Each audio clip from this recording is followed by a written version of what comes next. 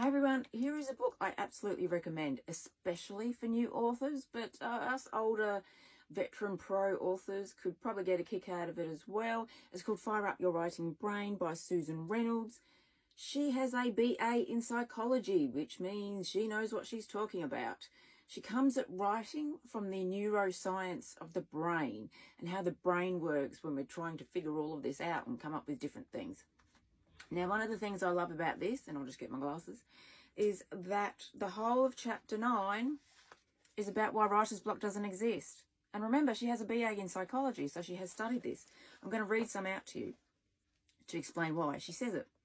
We're going to go there right now. Even though it might lead to automatic resistance, writer's block is a myth.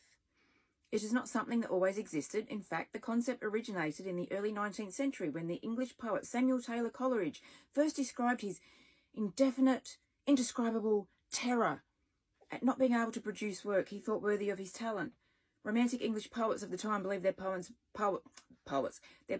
magically arrived from an external source. So when their pens dried up and the words did not flow, they assumed the spirits, the gods, and or their individual muses were not visiting them with favour.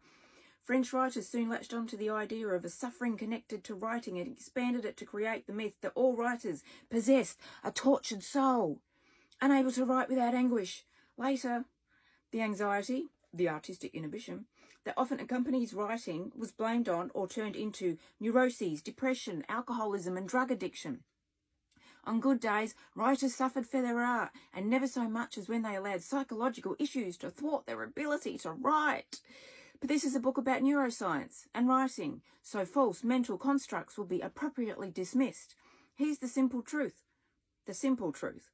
The very nature of the art of writing incorporates uncertainty, experimentation, and a willingness to create art from the depths of who we are. Writing is a mentally challenging occupation which requires more hardcore cognitive expenditure than many other lines of work. Here's another truism. Lots and lots of adults don't like to think. Once they have an occupation that provides a living and keeps them relatively happy, they prefer to live in a mentally remote world where they have a job they can do, sans hardcore thinking. Now she goes on for the whole of chapter 9, talking about what your issues are, like your passion has waned. Well, that's not writer's block. I've marked all this off in pencil because I love it so much. You need a muse. Well, you've got to figure that out for yourself. Strain your brain. You spend too much time alone.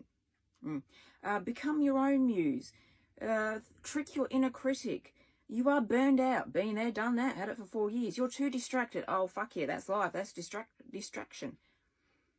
Make a to-do list for your life. Yep, done that. There is so much about why it does not exist. And again, she has a BA in psychology. So I'm going to believe a psychologist over people who don't have degrees in how the brain works when it comes to writing. I don't suffer from writer's block. When I come up with a problem in my writing, when I'm actually writing, I sit there and figure it out. And it's normally because Muse has veered off left, when she should have gone right. Or, she's come up with a scene that I didn't plan on. But that's not a block. It just means you then have to figure out another scene, an interim scene, a buffer scene, a filler scene, whatever you want to call it, to get you back to where you're supposed to go. A lot of people have said that usually it's, I'm taking my glasses off, usually it's because if they go back a couple of chapters, they'll figure out the problem of what's happened and why they've ended up there. And so, when it comes to this is a book I highly recommend. If someone with a psychology degree is telling you writer's block doesn't exist and she's coming at it from the neuroscience of the brain, I'm going to believe her over most other people. So this is a book for those who, especially at the beginning of their journey, I highly recommend.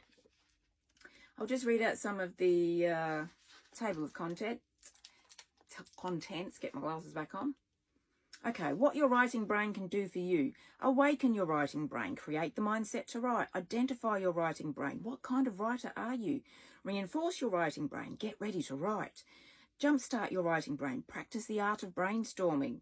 Nurture, your writing brain. Lay the groundwork for success. Fire up your writing brain. Buckle down and write. Fuel your writing brain. Get into the groove. Refresh your writing brain. Overcome writer's block. Sustain your writing brain. Get a second win. Reward your writing brain. Cross the finish line. And finally, call in your executive brain. Don your editor's cap. So there's a book I highly recommend. Fire Up Your Writing Brain. Your Writing Brain.